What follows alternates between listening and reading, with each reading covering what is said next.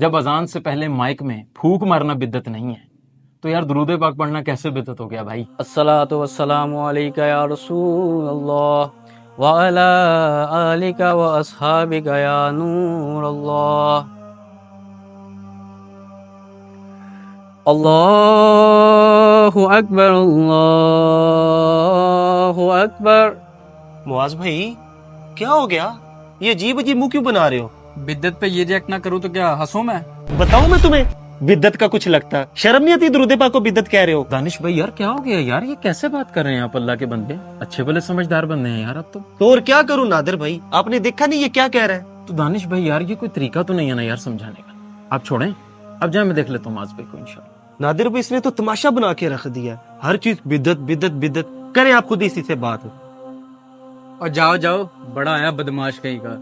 नादिर भाई आप मुझे समझदार लगते हैं, ये तो है ही ऐसा गुस्से वाला। और वैसे भी मैं कौन सा कोई गलत बात कर रहा था, मैं तो इनको बिद्दत से रोक रहा था। जी मुआज भाई कोई बात नहीं है यार, आप गुस्सा न करें, मैं आपका भाई हूँ ठीक है। आप दुरूद पाक पढ़ें और मेरे साथ चलें, मैं आपको कुछ दिखाता हूँ। आए लेकिन नादिर भाई हम जा कहाँ रहे हैं? बताता हूँ भाई, बस आप दुरूद पाक पढ़ते रहें और मेरे साथ चलते रहें। आ जाए, अल्लाहुम्मा सल्ली अला मुहम्मद व अला दुरूद पाक पढ़ते रहना है जी जी पढ़ रहा हूँ। ठीक है। हाँ दुरूद पाक नहीं छोड़ना। मौज भाई एक मिनट रुकिएगा जरा। आपकी तबीयत तो ठीक है ना? बुखार तो नहीं हो रहा आपको? कैसी बातें कर रहे हैं नादिर भाई, मुझे क्या होना है, मैं बिल्कुल ठीक हूँ। अल्लाह का शुक्र है कि आप बिल्कुल ठीक हैं। चलें आगे चलते हैं, आ जाए माज भाई आ जाए। जी माशाल्लाह, दुरूद पाक पढ़े ना माज भाई, को मसला तो नहीं है? जी मैं दुरूद पाक पढ़ रहा हूँ और मैंने आपको बताया मुझे कोई मसला नहीं है। अच्छा माशाल्लाह, चले आए ना फिर अंदर। अच्छा माज भाई एक मिनट आप माइक के आगे खड़े होंगे? नादिर भाई आप करना क्या चाह रहे हैं, मुझे बताएं तो सही। प्यारे मुआज भाई आपने मेरी इतनी बात मानी, एक रिक्वेस्ट मेरी और मान लें।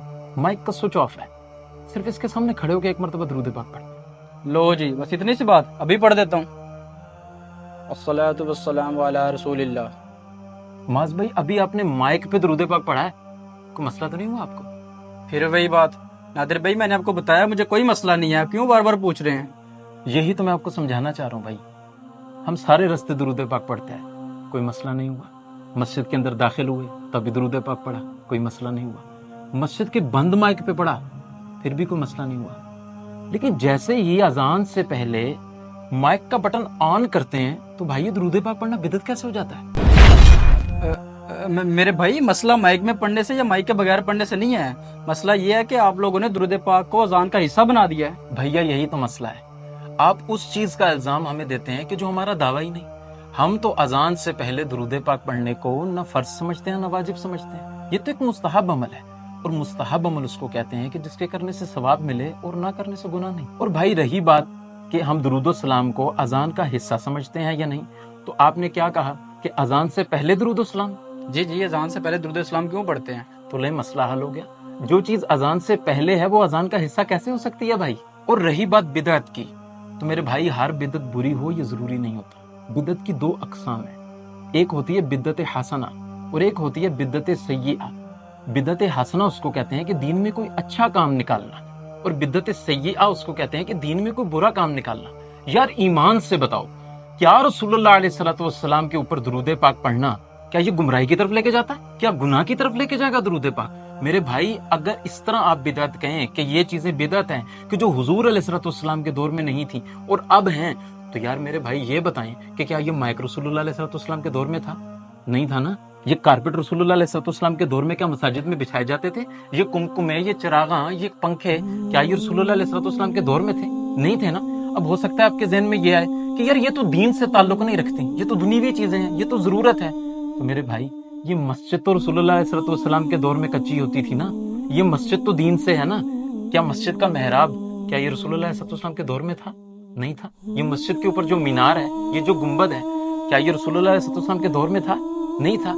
हमें शर्म से डूब मरना चाहिए मास पे। हम रसूलुल्लाह अलैहिस्सलाम के ऊपर दुरूद पाक पढ़ते हुए हीले बहाने करते हैं। अल्लाह तबारक व तआला कुरान पाक में इरशाद फरमाता है, इन्नल्लाह व मलाइकतहु युसल्लूना अलन नबी या अय्युहल्लज़ीना आमनू सल्लु अलैहि व सल्लिमू तस्लीमा, कि बेशक अल्लाह और उसके फरिश्ते दुरूद भेजते हैं हजरत मोहम्मद सल्लल्लाहु अलैहि वसल्लम पर। भाई ईमान वालों, तुम भी दुरूद भेजो और खूब सलाम भेजो।